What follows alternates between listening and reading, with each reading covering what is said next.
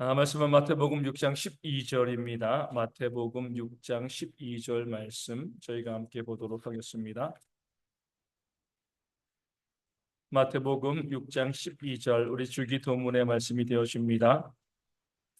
저 말씀을 읽어드리겠습니다. 우리가 우리에게 죄 지은 자를 사하여 준 것 같이 우리 죄를 사하여 주시옵고. 아멘. 예수님께서는 우리 가운데 기도에 대해서 말씀하시고 가르쳐 주시면서 우리의 죄의 문제에 대해서 반드시 기도하라 이렇게 우리 가운데 말씀하고 알려주고 있습니다. 그러니까 죄의 문제에 대해서 우리가 기도하고요. 그 죄 사함을 기도해야 되는 이유는 그래야지 우리가 하나님께 은혜를 받을 수 있기 때문에 그렇습니다. 이사야 59장 2절에 이런 말씀이 있습니다. 오직 너희 죄악이 너희와 너희 하나님 사이를 갈라놓았고 너희 죄가 그의 얼굴을 가리어서 너희에게서 듣지 않으시게 함이니라. 아멘. 우리의 죄악이 하나님과 우리의 사이를 갈라놓았다는 겁니다. 하나님과 분리되어지니까 하나님께서 우리 가운데 역사하시지 않는 거예요. 우리가 죄악의 문제를 계속 그냥 가지고 있으면 아무리 우리가 기도하고요, 금식하며 하나님 도와달라고 이야기해도 하나님께서 우리를 도와주시지 않습니다. 우리의 죄가 그의 얼굴을 가리어서 하나님의 얼굴을 가리었다는 것은 하나님께서 우리를 바라보시지 않는다는 거죠. 은혜 주시지 않는다는 겁니다. 너희에게서 듣지 않으시게 함이니라. 충분히 기도하고 부르짖고 호소하면서 하나님 나 이거 정말 이 문제 가운데 이 어려움 가운데 있습니다. 이 문제에 대해서 하나님 역사해 주시고 내 기도를 들어달라고 아무리 기도해도 내 죄의 문제가 해결되어지지 아니하면 하나님께서 우리 가운데 얼굴을 비추지 아니하시고요. 우리의 기도를 들어주지 아니하시고 우리 가운데 응답하지 않으신다. 이 사실이 성경에 증거되어 있습니다. 우리가 기도한 이유는 뭐죠? 하나님께 기도할 때 하나님께서 우리의 기도에 응답하시기를 바라기 때문에 기도하는 겁니다. 그러기에 예수님께서는 우리 가운데 주기도문을 알려주시면서 우리가 기도할 때 반드시 우리의 죄의 문제에 대해서 하나님께 먼저 사하심을 받는 그 죄의 문제를 해결하는 그 기도가 먼저 있어야 된다. 이 사실을 우리 가운데 알려주고 있는 거죠. 그래야지만 하나님께서 우리 가운데 은혜를 베풀어 주실 것이기 때문에 그렇습니다. 그래서 예수님께서는 이 주기도문을 알려주시면서 오늘 말씀에 나와 있는 것처럼 우리 죄를 사하여 주시옵고, 그러니까 우리의 죄에 대해서 용서함을 받는, 우리의 죄가 사함을 받는 그 기도를 주님께 드려라 이렇게 주님께서 말씀하시고 알려주고 있는 겁니다. 이 내용은요, 먼저 우리 가운데 뭐예요? 우리의 죄를 사하여 주시옵고, 그러니까 우리 가운데 죄가 있다는 사실을 알려줍니다. 이 땅 가운데 이 세상을 살아가는 사람들 가운데 죄가 없는 사람들이 어디 있습니까?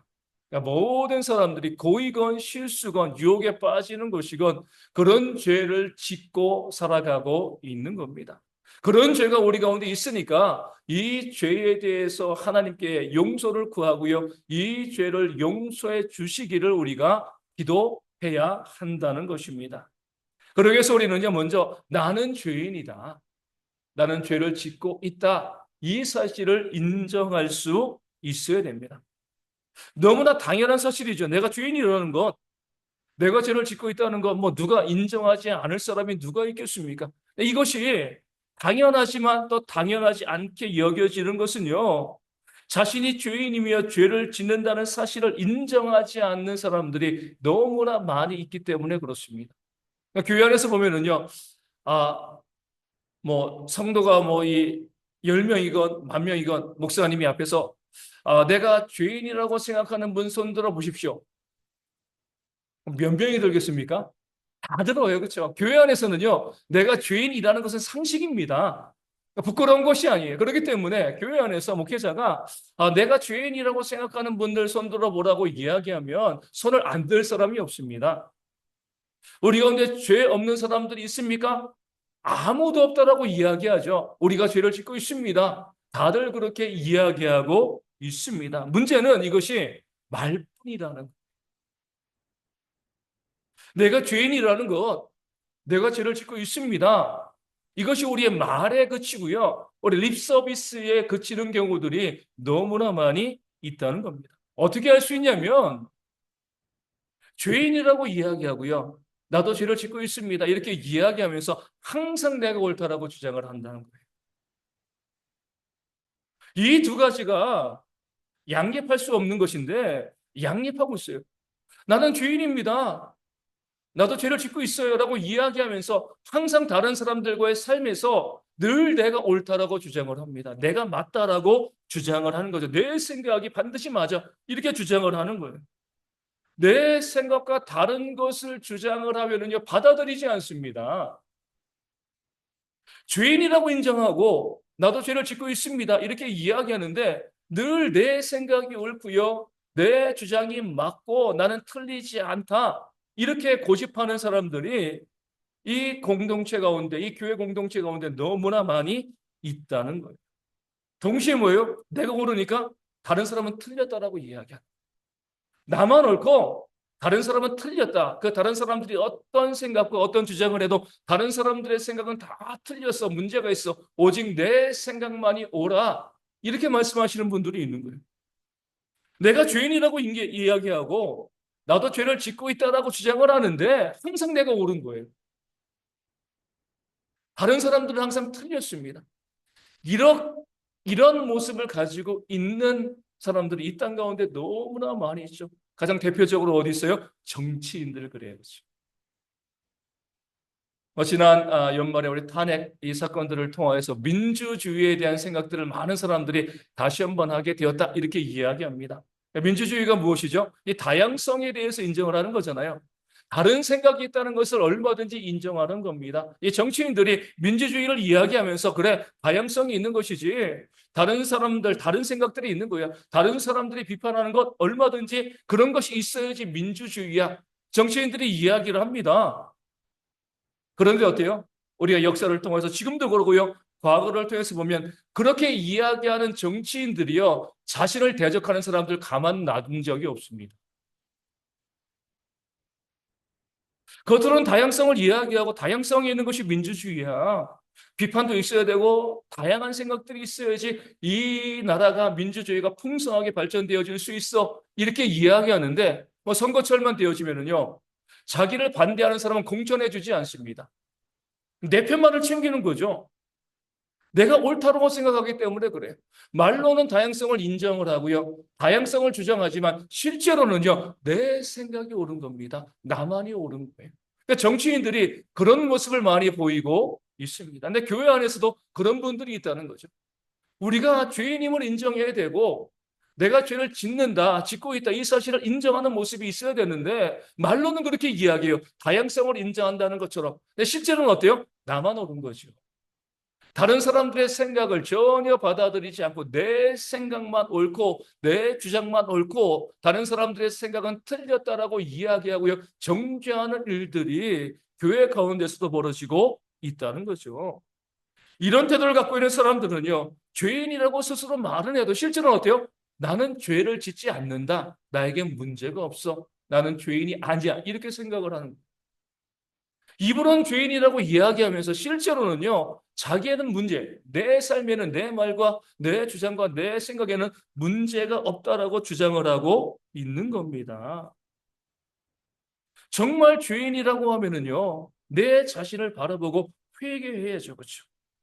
내가 잘못했다. 내가 틀렸어. 이렇게 이야기하고요. 다른 사람들의 생각을 받아줄 수 있어야 되는데 전혀 그러하지 아니하고요. 늘 나만 옳고 나만 맞아. 다른 사람들은 다 틀렸어. 이렇게 이야기하면 회개하지 않는 거죠. 죄의 문제가 해결되어 줄 수가 없습니다. 그러니까 그런 사람들은요. 하나님으로부터 은혜를 받아 누릴 수가 없어요. 그러니까 죄를 회개하고요. 겸손한 모습으로 주님께 나아가야 되는데 이분은 죄인이라고 이야기하는데 실제로는 죄인이라고 생각하지 않으니까 회개하지 않게 되어지고요. 그 죄가 하나님과 우리 사이를 내었기 때문에 하나님의 역사를 경험할 수가 없는 거죠. 예수님께서 이렇게 말씀하셨습니다. 나를 따라오려거든 자기를 부인하고 자기 십자가를 지고 나를 따를 것이다. 이렇게 말씀하신 거죠. 그러니까 주님의 제자가 되어진다는 것은 나를 부인하는 거예요. 나를 부인한다는 게 뭐죠? 내가 틀릴 수 있다는 것, 내가 옳지 않다는 것, 내가 죄인이라는 것, 이 사실을 인정하는 겁니다. 여기에서 우리의 신앙이 출발되는 거죠. 그런 것이 없이 늘 내가 옳고 내가 맞고 내 생각만 틀림이 없어. 이것을 붙잡고 있는 사람들은요, 죄인이지만 스스로 죄인이라고 생각하지 않기 때문에 회개하지 않고요, 하나님께 나아갈 길을 막아버리는 그런 삶을 살아가게 되어지는 겁니다. 그런 면에서 말씀은 뭐예요? 우리 죄를 사하여 주시옵고 이렇게 기도하기 이전에 먼저 무엇을 요구하고 있습니까? 우리가 우리에게 죄 지은 자를 사하여 준 것 같이 우리 죄를 사하여 달라고 기도하고 있습니다. 내 죄의 문제에 대해서 내 죄가 용서받기를 원하는 사람들은 무엇을 먼저 해야 돼요?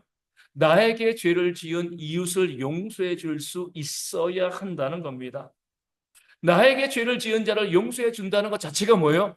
나도 죄인이라는 것을 인정하는 거예요. 이웃을 용서하는 것은요, 내가 마음이 좋아가지고 내가 선해서 용서하는 것이 아니라 이웃을 용서한다는 건 뭐냐면 나도 죄인이니까 그래, 너도 죄를 지을 수 있어. 그러니까 내가 용서해 줄 수 있어. 이런 태도를 가지고 있는 겁니다. 나는 완벽하고요. 아무런 문제도 없다. 내 생각은 틀림이 없어. 이런 생각을 갖고 있는 사람들은 남을 용서할 수가 없습니다. 내가 완벽하니까. 그 죄 있는 사람을, 그 잘못한 사람을 용서해 줄 수가 없는 거죠. 그렇게 하지 아니하고요. 내가 완벽하지 아니하고 나도 틀렸고 나도 죄인이다. 이 고백을 하는 사람들은요. 이웃을 용서하는 그런 삶을 먼저 보여주게 되어지고 그 다음에 하나님 내가 그런 죄인이기 때문에 내 죄를 용서해 달라고 기도할 수 있게 되어지는 겁니다. 다시 말씀드리지만 내가 완벽하고 내가 문제가 없어. 이런 생각을 하는 사람들은요. 절대로 남을 용서할 수가 없습니다. 죄인이라고 이야기하면서 실제로 죄인임을 부정하는 그런 교만한 모습, 그 정죄하는 삶을 살아가고 있기 때문에 그러죠. 누가 그래요? 탕자의 형이 그랬잖아요.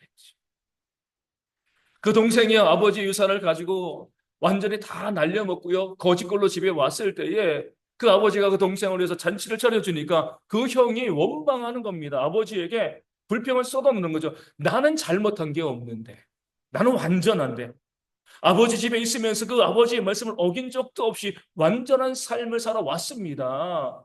그런데 창기와 함께 그 모든 재산을 다 털어먹은 저 탕자를 왜 아버지가 아들로 받아들이십니까?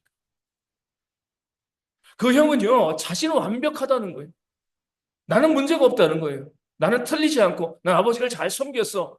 그러니까 뭐예요? 동생을 용서하지 않을 자격이 있다는 겁니다. 그 동생을 비난하고 정죄할 자격이 있다는 거예요. 그 탕자와 탕자의 형 중에 누가 진짜 아들이죠? 탕자가 진짜 아들이잖아요. 그렇죠? 근데 우리 가운데는요, 탕자보다는 탕자의 형과 같은 사람들이 더 많이 있습니다. 나는 신앙생활 잘하고, 나는 교회 잘 섬기고, 난 늘 옳은 길 걸어왔기 때문에 나는 문제가 없고, 다른 사람이 문제야. 저 사람들이 문제야. 비난하고 정죄하고요. 그들 향해서 손가락질하는 사람들이 교회 가운데 있습니다. 이런 사람들은요, 남을 용서하지 못했기 때문에 하나님께 용서받지 못하는 거예요. 하나님께 용서받을 수 없는 이유는요, 회개하지 않거든요. 나는 완전하니까. 내 생각은 틀린 것이 없으니까 나는 문제가 없는데 내가 왜 회개를 해야 돼? 남을 용서하지도 않고요. 나도 용서를 구하지도 않습니다. 하나님의 은혜를 받아 누릴 수가 없는 거죠. 1만 달란트 탕감받는 정도 마찬가지입니다. 그 왕에게 1만 달란트 빚졌을 땐 죄인이죠. 그렇죠? 왕이요. 넉넉한 마음으로 그 많은 돈을 탕감해 줬습니다. 용서해 줬어요. 그 순간 이 정원은 나는 무죄하다. 왕이 탕감해 줬으니까 더 이상 빚이 없는 거잖아요. 나는 문제가 없어. 난 틀리지 않았어. 나는 온전한 삶을 살아가고 있어. 이런 생각을 하고 있으니까 자기에게 이 100데나리온 빚지고 안 갚은 그 친구를 만났을 때 멱살 잡고 감옥에 쳐넣은 거죠. 이제 왕에게는 더 이상 빚이 없는 거예요. 나는 문제가 없는 거죠. 자기에게 100데나리온 빚진 친구를 보니까 나쁜 놈이잖아요. 그렇죠? 돈을 거의 1,000만 원 빌리고 안 갚았습니다. 용서해 줄 수가 없는 거예요. 비난하고 정죄하고 그 친구를 용서하지 않고 감옥에 쳐넣었습니다. 내가 완전하다고 생각하니까. 내가 문제가 없다고 생각하니까. 그러니까 남을 용서하지 못하는 것이 얼마나 큰 교만인가. 그러니까 남을 용서하지 못한다는 것은요, 단순히 용서하지 못한다는 것이 아니라 나는 아무런 문제가 없는, 내 생각은 아무런 틀림이 없는, 나는 완전한 사람이다. 하나님의 권위에 도전하는 그런 악한 자라는 증거가 되어 지는 겁니다. 예수님은 이 주기도문의 이 구절을 통하여서 오직 나에게 죄를 지은 자를 용서하는 사람만이, 용서해 주는 사람만이 하나님께 회개할 수 있고 당연히 그 사람이 하나님께 용서받을 수 있다는 사실을 말씀하고 알려주고 있는 거죠. 그러니까 우리는요, 먼저 이웃의 죄를 용서해 줄 수 있어야 됩니다. 누가 용서해 줄 수 있다고요? 나도 죄인이야. 그래, 네가 나에게 죄 지었는데 나는 너보다 더한 죄인이야.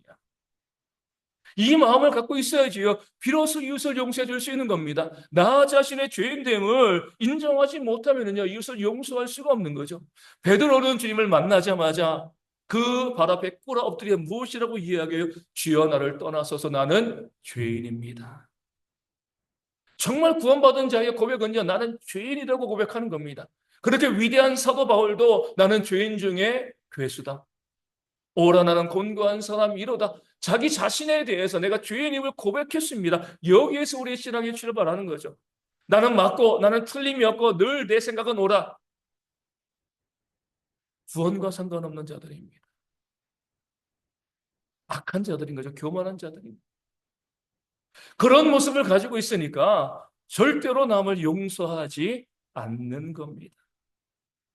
내가 죄인임을 절실히 아는 사람, 아, 나도 죄인이야. 내가 정말 죄인이고 늘 죄를 지는 그런 악한 삶을 내가 살아가고 있다. 이런 마음을 갖고 있는 사람은요, 남이 죄를 지을 때 어떤 마음을 갖는 거죠? 나보단 나. 그런 마음을 가지고 있으니까 용서하는 거예요.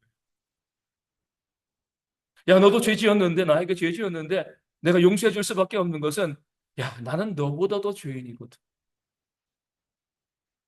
그런 마음을 가지고 있어야지 용서하지. 계속 말씀드린 것처럼 내가 완벽하다라고 생각하면 용서할 수가 없습니다. 다윗을 보면은요, 그의 아들 압살롬이요, 그 자기 아버지 다윗을 반역했습니다. 얼마나 부끄러운 일이에요, 그렇죠? 아들 압살롬이 아버지인 다윗을 죽이기 위해서 예루살렘으로 쳐들어오니까 다윗이 도망쳐 버렸습니다. 목숨 구하기 위해서. 뭐 도망치다 혼자 간 건 아니죠. 그 주변에는요, 이 장군들, 장수들, 다윗을 따르는 자들이 있었습니다. 다만 압살롬의 세력이 더 강대했을 따름이에요. 그렇게 다윗이 도망가고 있는데 저 멀리서 한 사람이요, 먼지를 날리면서 다윗을 막 저주하는 겁니다. 다윗에게 돌을 막 던지는 거예요. 누구냐면 시므의 시므이. 이는요, 이 시므이는요, 이 사울왕의, 다윗 전에 있었던 사울왕의 친족이었습니다. 이 다윗이 사울왕의 뒤를 이어서 이스라엘의 왕이 되니까 너무나 분노했는데, 힘이 다윗이 왕으로 있을 때는요, 그냥 눈치만 보고 있다가 이제 도망가니까 이 시므이가 나와가지고요, 그 사울왕의 복수를 하는 거죠. 그러니까 다윗이 죽인 것은 아니지만 그 사울왕의 왕위를 다윗이 빼앗았다라고 생각을 하고요, 다윗에게 막 저주를 퍼붓고 있는 겁니다. 다윗이 그 아들에게 목숨을 위협을 받고 그것 때문에 도망가는 모습이 너무나 고소한 거예요. 다윗에게 욕을 하면서 저주하면서 돌을 던지니까 다윗 옆에 이 아비시라는 장군이 있었습니다. 그 장군이 이야기합니다. 내가 달려가서 저 시므이의 목을 베겠습니다. 얼마든지 그럴 수 있죠. 다윗이 사울왕을 죽인 게 아니잖아요. 블레셋과의 전투에서 죽은 겁니다. 하나님께서 하나님의 능력과 은혜 가운데 다윗을 왕으로 세우신 것이지, 다윗은요 사울왕을 두 번이나 살려줬습니다. 그런 면에서 아무리 사울왕의 친족이라 할지라도 다윗을 욕할 게 없는 거예요. 오히려 다윗에게 고마워해야 되는데 말도 안 되는 그런 이유를 대면서 다윗을 저주하고 돌을 던지고 있으니까 그 아비새가요 시므이를 죽인다 할지라도 누가 뭐라고 그러겠습니까? 그 시므이가 다윗에게 정말 잘못한 것이기 때문에 거기 심판하면 되는 거예요. 그런데 다윗은 무엇이라고 이야기합니까? 그만 놔둬라. 가만둬라. 이렇게 이야기하는 거죠. 내 몸에서 난 아들도 내 생명을 헤아리 하거든 하물며 이 베냐민 사람이냐. 지금 내 아들이, 내가 낳은 아들이 나를 죽이려고 하는데, 아버지를 죽이려고 하는데 저 사람이 나 욕하는 게 뭐가 문제가 되겠냐? 내가 더 부끄러운 것 아니냐? 다윗은요, 자신과 시므이와의 관계를 생각한 것이 아니에요. 그가 나에게 죄 지은 것, 좀 분하고 또 정말 도망가는 입장에서는요, 화가 날 만하죠. 하지만 자신은 더 부끄러운 사람이라는 거예요. 저는 남으로서 나를 욕하는데 내 아들은 지금 나를 죽이려고 하고 있는 것이 아니냐. 여호와께서 그에게 명령하신 것이니 그가 저주하게 버려두라. 이렇게 이야기합니다. 다윗은요, 그 시므이가 자신을 저주할 때, 그 압살롬이 자신을 죽이려고 했을 때, 자신이 이전에 자신의 충실한 신하였던 우리아의 아내 바세바를 취하고요, 그 우리아를 죽인 그 죄를 떠올린 겁니다. 하나님께서 그 죄에 대한 결과로 나에게 이런 부끄러운 일을 행하시는 것이 아닌가. 자신이 행한 그 죄를 바라보면 바세바와 간음하고요, 그의 남편을 죽이게 한 살인 교사죠. 죽게 한 그 죄에 비하면은요, 시므이가 자기에게 욕하는 건 아무것도 아니라는 거예요. 그 죄의 결과로 아들 압살롬이 나를 지금 죽이려고 하고 있는데 그 시므이가 욕하고 저주하고 돌 던지는 거, 이게 무슨 큰 죄가 되겠느냐? 자기 자신의 죄인됨을 기억하고요, 내가 죄인이다, 이 사실을 깨달아 알게 되어지니까 그 시므이가 자기에게 하는 것 얼마든지 용서해 줄 수 있었던 겁니다. 나는 더한 죄인이, 이렇게 큰 죄를 지은 내가 저 시므이 용서 못할 것이 무엇이겠는가? 다른 이유가 없습니다. 시므이가 옳아서 듣기 싫어도 그 말을 참는 것이 아니고, 시므이는 잘못했죠. 틀릴만 하고요, 잘못된 정죄와 비난을 했습니다. 그 잘못한 거예요. 죄를 지은 겁니다. 그럼에도 다윗이요, 그 시므이의 죄를 용서해 줄 수 있었던 것은 자기가 더 죄인이었기 때문에, 내가 지은 죄가 훨씬 더 크다는 그 사실을 알고 있었기 때문에 이 다윗은요, 시므이를 용서해 주었고, 그런 다윗을 하나님이 받아주시고 다시금 그로 하여금 압살롬을 이기고요, 그 이스라엘의 왕으로 세워지게 역사하신 줄로 믿습니다. 이것이 바로 하나님께서 우리 가운데 보여주시는 모습이 되어지는 거예요. 왜 남을 용서해야 됩니까? 왜 나에게 저렇게 잘못했는데 그 사람을 용서해야 됩니까? 나도 죄인이기 때문에 그래요. 아니, 어쩌면 나는 더 큰 죄인이기 때문에 내 죄를 살펴보게 되어지면 그 사람이 나에게 한 것 아무것도 아닐 수가 있습니다. 비록 그 사람의 죄가, 그 사람의 죄 지은 건 맞지만 나도 더 큰 죄를 짓고 살아왔기 때문에 더 이상 무엇이라고 이야기할 수 있는 것이 없는 거죠. 예수님께서는요, 너의 눈에 있는 들보를, 그 대들보를 먼저 빼고 남의 눈에 있는 티를 빼라, 이렇게 말씀하셨습니다. 이 말씀을 이렇게 이야기하는 거죠. 남의 눈에 티가 보이느냐? 그 눈에 티가 있는 건 맞아. 그 사람 잘못했어. 하지만 너에게는 들보가 있어. 남의 눈에는 티를 잘 보는 사람은요, 반드시 그의 눈에 들보가 있는 겁니다. 내 눈은 맞다고, 아무것도 문제가 없다고 나는 그렇게 생각하지만 하나님이 보시기에는 네 눈에는 들보가 있어. 그 큰 기둥이 네 눈에 박혀 있는데 그것은 빼내지 아니하고 다른 사람 눈에 있는 티만 그렇게 빼내려고 하느냐, 어리석다라고 말씀하고 있는 겁니다. 다른 사람의 그 잘못과 그 죄가, 그 허물이 내 눈에 보인다는 것은요, 내게는요, 더 큰 죄가 있다는 것을 증명해 주는 겁니다. 그 사실을 깨달아 알게 되어지면 남의 눈에 티가 문제예요. 내 눈에는 들보를 먼저 빼야죠. 그 티는 얼마든지 용서해 줄 수 있습니다. 그 티 때문에 아무런 문제 발생하지 않아요. 들보가 있으면은요, 눈이 실명하게 되어지는 거죠. 그러니까 주님께서 우리가 오늘 말씀하신 겁니다. 남에게 있는 그런 죄악된 것들, 그것을 가지고 시비 걸고 정죄하고 비난하고 다투고 싸우는 것, 너희가 그를 용서하지 아니하면 나도 너희를 용서하지 않을 것이다. 왜? 내 눈에는 들보가 있는데 그 티도 용서받지 못하는데 그 들보가 있는 자를 내가 어떻게 용서하겠느냐? 그러니까 주님께서 말씀하고 있는 거죠. 우리 가끔 보면 우리 가정에서, 뭐 요즘은 조금 나아졌지만 예전에는요, 이 가정에서 그 자녀들을 이 공부 열심히 하라고 탁달하는 그런 부모들이 좀 많이 있었습니다. 그래서 아이들이 이야기하죠. 뭐라고 이야기해요? 엄마 아빠는 학교 다닐 때 공부 잘했어? 이렇게 이제 이야기하는 거죠. 그럼 어때요? 할 말이 없는 거죠. 아버지 돌아가시고 난 다음에 이제 뭐 이 아버지 물건들을 다 정리하다가 뭐 버릴 건 버리고 하다가 보니까 재미있는 것을 발견한 거죠. 제가 형이고 여동생이고 제가 있는데 저희 아버지가 다는 아니지만 아버지의 자녀들은 저희들의 이 국민학교죠. 이제 지금 초등학교지만 국민학교 시절 생활 기록부를 모아놓고 계시더라고요. 궁금해서 읽어봤습니다. 저에 대해서, 저의 형에 대해서, 그 담임 선생님들이죠. 제 동생에 대해서 써놓은 것을 읽어본 거죠. 야, 우리가 자녀들에게 뭐라고 할 말이 없구나. 이런 생각이 드는 거예요. 야, 우리도 그 시절 우리 자녀들 만날 때 이렇게 놀고 이렇게 말 안 듣고 이렇게 했는데 우리가 뭐라고 자녀들에게 니들 공부 열심히 해야 돼 뭐 이렇게 야, 그 자격이 없다. 보면서 이제 그런 생각을 하게 되어 지는 거죠. 물론 그럼에도 불구하고 자격이 없어도요. 그러니까 자녀들이 잘 되기를 바라는 마음으로 나는 그렇게 못했으니까 그렇게 자녀들에게 이야기하는 건 충분히 우리가 이해하지만 솔직히 보면 우리 부모들이 자녀들에게 이렇게 해라 저렇게 해라 열심히 공부해 뭐해 이렇게 이야기할 만한 자격이 없는 것이 또 사실인 거죠. 내가 나를 바라보면 자녀들에게는 티가 있지만 나에게는 들보가 있는 거예요. 그 사실을 깨달아 알게 되어지면은요, 닥달할 수 없습니다. 오히려 이해하고 허물을 덮어주는 그런 모습이 우리 가운데 있어야 되는 거죠. 그러니까 사랑은요, 그 허물을, 죄를 덮는 것이라고 성경이 우리 가운데 말씀하고 알려주고 있는 겁니다. 물론 우리 가운데 정말 다른 사람을 사랑해서 그 사람이 잘 되기를 바라는 마음으로 그 사람의 잘못된 것을 지적하고요, 말하고 또 정죄하고 그런 사람들이 우리 가운데도 있습니다. 하지만 그런 사람들은 어때요? 극소수입니다. 다른 사람들에 대해서 비난하고 또 정죄하고 용서하지 못하고 공격하는 그런 모습을 볼 때 우리는 알거든요.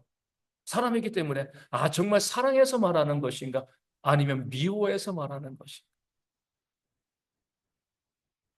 나름대로 공의를 이야기하고 정의를 이야기하고 늘 바른 것을 위해서 내가 이것을 이야기해 이런 것을 말해줄 수밖에 없어 이렇게 이야기하지만 그 사람의 표정과 태도와 그 뉘앙스를 바라보면 아 미워서 하는 이야기고 보기 싫어서 하는 이야기고 정말 그 사람을 위해서 해주는 말이 아니라 내가 싫으니까 내가 미우니까 그렇게 이야기하는 거.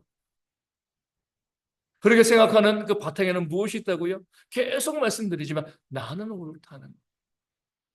나는 문제가 없고 그 사람은 잘못이야. 내가 죄인됨을 용납하지 아니하니까 다른 사람을 용서해 줄 수가 없는 겁니다. 우리는요, 꼭 기억하셔야 돼요. 남을 용서하지 못하는 자는 내가 죄인 된다는 사실을 인정하지 못하는 자이다. 여기에 대한 우리 고백이 있어야 됩니다. 우리가 아무리 다른 사람들에 대해서 우리가 뭐 이야기하고 비난하고 정죄하고 그런 모습을 가지고서 내가 옳음을 주장한다 할지라도 하나님께서는 내 눈에 있는 들보는 어떡할 거야? 우리 가운데 말씀하고 계시다는 거죠. 그런 면에서 우리는요. 오늘 말씀에 나와 있는 것처럼 우리가 우리에게 잘못한 사람을 용서하여 준 것 같이 우리 죄를 사하여 달라고 기도하는 그런 기도가 있어야 됩니다. 절대로 남을 용서하지 않고서는요. 내 죄가 용서함을 받을 수가 없습니다. 회개하지 않기 때문에 그래요. 남을 용서하지 않고서도 내가 회개할 수 있으면 그 용서하지 않음과 내 용서 반듬이 동시에 존재할 수 있지만 남을 용서하지 않는 사람은요, 회개하지 않습니다.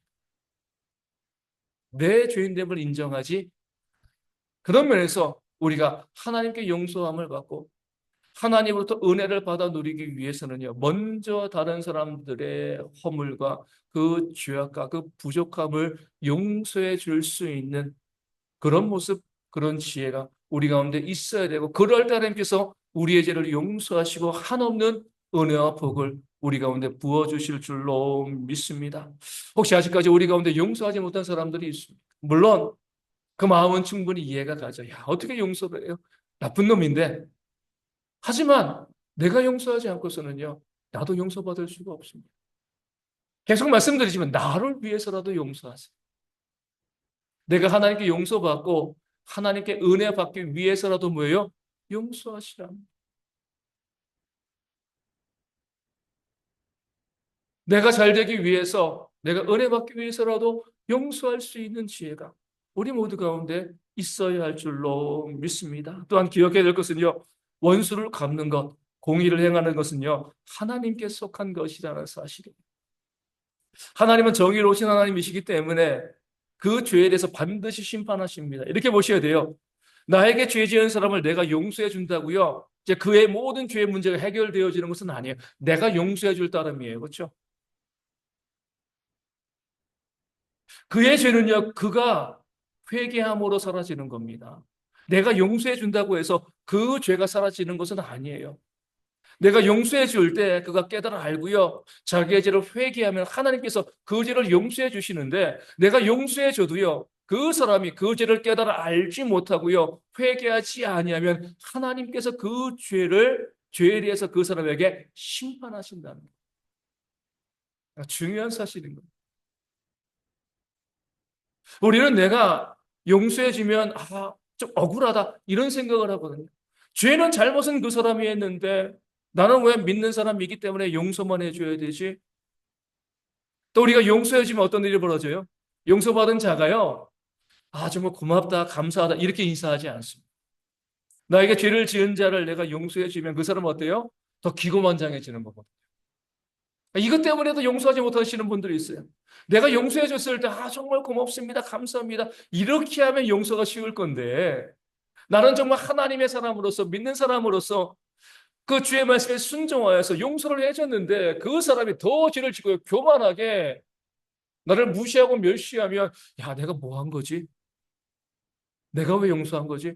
이런 마음이 들게 되어지는 거죠. 하지만 우리는요, 거기까지 생각할 것이 아닙니다. 용서는 내가 할 일이죠. 그렇죠? 그 용서를 통해서 내 죄가 용서를 받고요, 그 용서를 통하여서 하나님께서 내게 복을 주시는 겁니다. 나를 위한 용서가 되어지는 거예요. 그 죄 지은 이웃, 내가 용서해 준 그 이웃이 그 죄를 버리고 돌이켜서 회개해서 하나님께 그도 은혜 받으면 좋지만, 그 사람이 그렇게 하지 아니하고요, 내가 용서해 줬음에도 불구하고 그 죄악을 떠나지 아니하고 더 교만해지는 모습이 있으면 하나님께서 그 사람을 반드시 공의롭게 심판하십니다. 내가 원수 갚지 않아도요, 그 주일에 대해서 내가 공격하지 않는다 할지라도 하나님께서 알아서 해주시는 거예요. 이 사실을 우리가 믿게 되어진다면 우리는요, 더 넉넉하게 용서해 줄 수가 있게 되어집니다. 다시 한번 생각하셔야 돼요. 내가 용서해 준다고 그 사람이 잘 먹고 잘 사는 거 아니에요. 나만 손해보는 거 아닙니다. 용서해 주는 것은요, 내가 유익을 얻는 길이 되어지는 겁니다.